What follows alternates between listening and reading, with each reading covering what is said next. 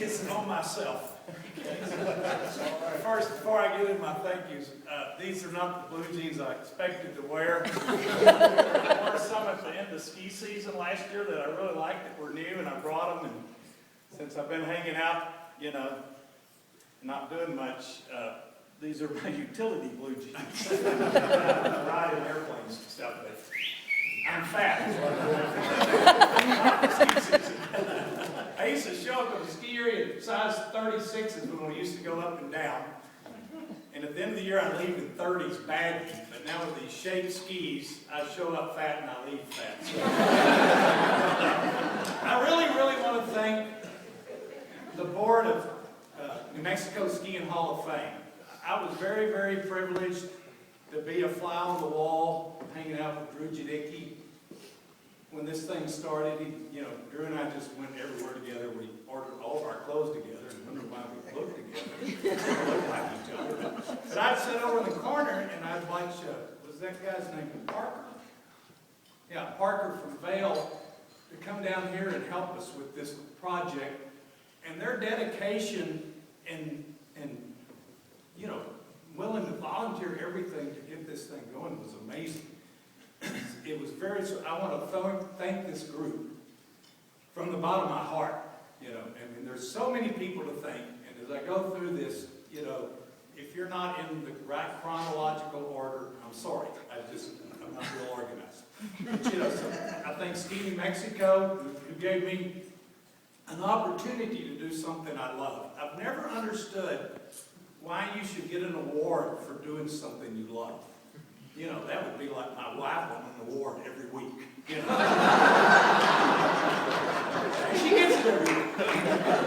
But anyway, and then I went, Ski New Mexico was good. I don't know, it's a number of years ago, 15 years ago, we kind of formed a little coalition, and we got the red Willis going. It was a 51 Willis Overland station wagon, setting on a Mustang chassis with a Corvette engine in it, and when you hung the horn, it played La Cucaracha. And JP and I harassed all the beautiful people from Colorado with it because they didn't have one. But anyway, I want to thank Ski New Mexico. I definitely want to thank my Jadicki family. I mean, they adopted me and have worked with me and helped me so much, and Linton and Lauren and the family and Denny and Maggie. It's so much fun. What we have here in New Mexico is to come to work and go to work with families usually. We're a very blessed state. So just a few comments. I had a little bit more to say, but they said it all. There's really one thing interesting when I saw my two daughters there in my series of thank yous. I want to thank my two daughters, my three granddaughters, my two grandsons for putting up with me and loving me, And I thought about, you work at any other job, and you're really excited when it's bring your kid to work day. Well, in the ski business, we have one day a year we don't bring the kid. Every day you bring your kids to work. I mean, all the kids are there, and then the next thing you know, the kid's your boss. I was glad I was nice to them, And I apologize to Linton tonight and to Travis Van Armour and Lauren that no, it isn't an excuse to get out of school on a powder day. It was mine and Drew's idea you should get out of school on a powder day. But what an industry to take your kids to work. What an industry we have there was a quote one time by Harvey Pinnock, who wrote a book called The Little Red Book. And just like skiing, I also try to be a golfer. And thank goodness I had Gab. I can teach skiing and tell people I look pretty good, but I can't show you how to do it. But Harvey Pinnock was waiting to be the starter for the U.S. Ladies Amateur Championship. And one of his students came up to him and said, "Mr. Pinnock, I have to go play golf now." And Mr. Pinnock said, "No, you get to go play golf now. We don't have to go skiing, we get to go skiing." There was another great quote of a mentor of mine, Lawrence Melton, who I worked for. He was 76, the most powerful man in Dallas. I was 29 years old and his executive vice president, general manager the least powerful guy and didn't know anything about the printing business. I was PE and geography, and no, I did not get a teaching certificate. And so I'm running this big company. He had a lot of Mr. Miltonisms. One Mr. Miltonisms was, honesty's the best policy because I've tried both. Another Mr. Miltonism is happiness is not doing what you like, but doing what you have to and liking it. And I think about that, a lot of us have been privileged to be full-time employees at the ski area. So we're pretty much getting to do what we like. But think of the people that wait around 7 months, 8 months, that we count on so much to come and do their real job to be in the ski business. Whether it's flipping burgers, whether it's that guy that's been on that lift for 35 years, we build our lives around this event. Skiing is not an athletic sport. Skiing is a love. Skiing is something, and I don't want to offend anybody, but skiing's definition is you put something on 2 feet and you go down the hill. So I hope that doesn't offend the snowboarders. I was a water skier. When I skied one ski, I wasn't something different. I was just, so it's just skiing. So, but skiing's not mechanical, it's not athletic. Skiing is a passion. It's a passion of people coming to your area, and you can't wait to see them again every year. And when they leave, and you're out on the road, you run into them. All we have for sale is fun. And the great thing about our business is we're having fun with each other. Because if we do not have fun with each other, it'll wreak out. I'm going to put this big thank you in here, and I'm going to put it in kind of a way that I enjoy this story, and then I promise I'll give up. Because I've been on the road with George for 6 weeks and my back hurts. No. Mickey Blake and Drew and JP came up with this, maybe we should go out and piddle around Texas for a month. JP and I, that we would be kind of a unique group, and we were. So we loaded up that big blue car that says Honky to Ski House. JP didn't tell the story correctly. At first, when we didn't know we had that sign in the car, we were flipping everybody off. And then after about a week, JP goes, I think they like us. So anyway, so JP came over. I think we spent the night in the manger. That was my house on Main Street in Red River, because animals should live there. And Rob Swan and I and Steve O. Smith lived there, and we had a great time because he's right across the street from the only liquor store, right across the street from where the judge was that I said the big F-bomb to, which was $75 for using profanity in New Mexico. And I called the police for like 47 times a day at my bar when somebody said the F-bomb and they never showed up. But anyway, so JT and I, we get ready to leave on this 1 month journey across Texas because I know where the places are. And JP, we pulled in one time down around Houston, and I walked in and I said, here's the checkout counter, and I said, so how much are your minnows? And they said, $2 a dozen. And JP said, what's a minnow? Minnow. It's a minnow here. And he said, did you notice that sign out there, the handicap parking place that said honk if you need a lottery ticket? So we were in all the hot spots, you know.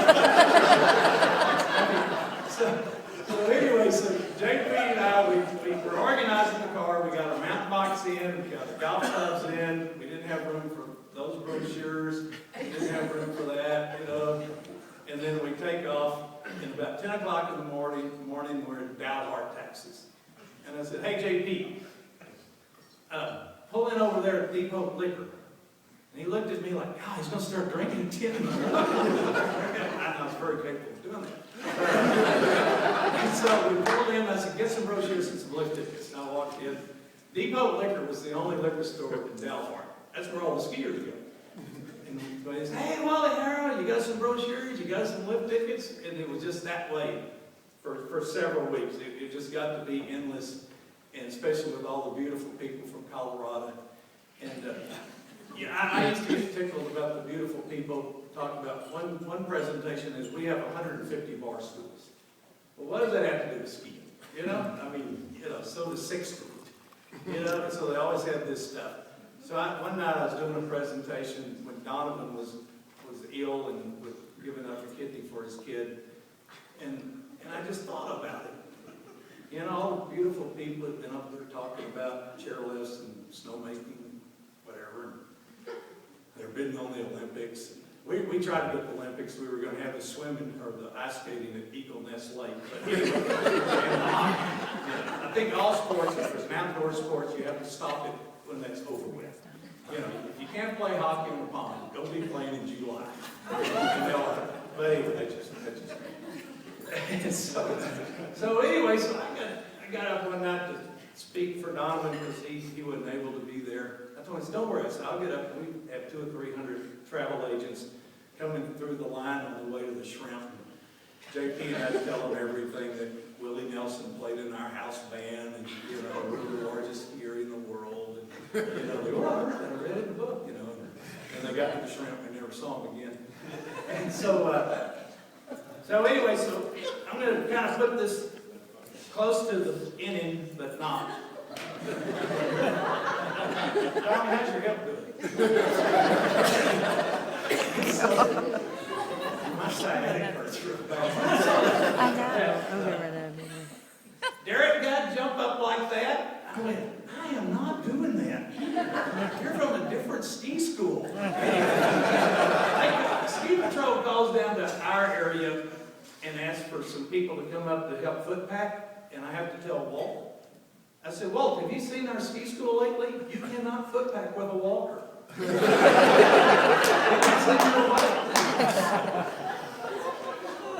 So anyway, so here we've got you know all these things that skiers have, and I'm not being demeaning to any skier. I mean, I tell people go skiing somewhere, and maybe someday we'll see you. But you know, but how many lifts and how many trails and how many this and how many that, and so we've got down south. We've got a ski area owned by an Indian tribe. It's kind of unique. You get up to Albuquerque, it used to be the longest trail in the world. Billboard says that. Nobody's challenged it, but we do. That's pretty damn interesting. I was riding that thing today, and it's unbelievable. I just keep thinking about it. Who would have the gumption, I never use the bad word, who would have the gumption to do something like this, but Ben Abruzzo, you know, in the Abruzzo family. That thing is spectacular. Every time I look, it's spectacular. And then the Hall of Fame deal that they've done down there that's pretty good. And then you go up to Santa Fe. Now help me on this one. The oldest city in America is in Florida, right? St. something? Yeah, St. Augustine. Okay, the second oldest is Santa Fe. What did they do in between? You know, I was in Dallas for 3 weeks at the Dallas State Fair, hanging out with Elsie the cow and some of those girls that sit on cars that are real pretty. And I got to thinking about it. Did they not like Dallas? And just get ready to Santa Fe? It's 400 years old, but the state's only 100 years old. You know, goofy. So anyway, so we got that. You get up to Palo Rico, it's the Bowland, or you get over to his place. His place, Los Alamos, is their employees. The only ski instructors that I have ever met in my life that could make a PSIA examiner speechless. Because he doesn't have a clue what the question was. It's a great clinic to be in because you just get to ski. The examiner says, I'm not going to take one more of them. They're just, what's the geometric forces of something? You know. So anyway, you know, and then you get up to, you know, Santa Fe is, you know, what Santa Fe is, and then you get up with the Bowlanders, you know, it's Seapapoo, you know, new owners, same attitude. You go up there, every kid in northern New Mexico is in a school program there, and then you come up to Taos. Taos is, if I had one day left to ski in my life, I'd ski at Taos, and I mean, it's just the feeling that you're there, it's European. And then you run over to Red River. This is still in my thought process of what New Mexico is. And you get to Red River, and it's redneck. You know? And I thought about that bar stool deal. And I said, you know, for every 40 citizens, we have a bar.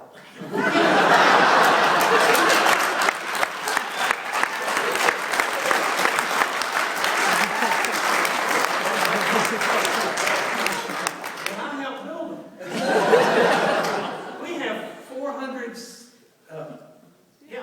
400 citizens in 10 bars. Let's count the kids. You know? So, I mean, you know, go to Red River. Well, here's my test of all this. So I would give this talk, and I says, you know, there's only one thing when you ski in New Mexico that you can only get in New Mexico. You can't get it in Colorado. You can't get it in Utah. You can't get it in Europe. I mean, you can't get it there. When you ski, when you come, what you can't get there is you can't get New Mexico. At the end of the day, or the day that you want to take a little time off, you're in New Mexico.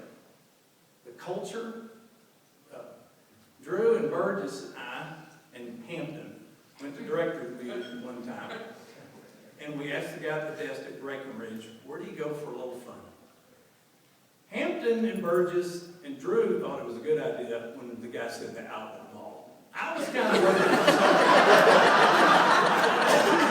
No, that wasn't what I was. We ended up at Mountain Mall. They've been in the mountains a lot longer than I've been in the mountains. So anyway, so JP and I wandered around on this trip, and all of a sudden, this car that Mickey had bought us from the BLM or somebody, it quit running. Okay? We got one day to go when I was supposed to be spending the night in Midland, Texas. Well, Rudy Werndl and George Werndl lives in Midland, and I bartended. My first non-skiing job was to be a bartender for George and Rudy and Elsa and Carol, and you know, and so I called Rudy and said, hey Rudy, we got the car broke down. He said, well, let me bring you a car. That's what lawyers say, not my car. And you can just spend the night at our house. And then you can get the car going tomorrow and go to Lubbock where you're supposed to be. Well, that night, a lovely lady walked into the room. And she had been working out polo horses. And her name was Christy. And I talked to her for a while. And a year later, we were married. So if you're out and doing what you love, love will truly find you. And thank you, Christy. And my last one.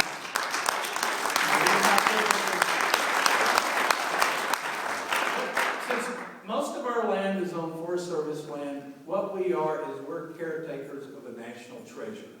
That's who we are. We're not hurting the environment. We're all environment. There's nobody more environmentally sensitive than skiers.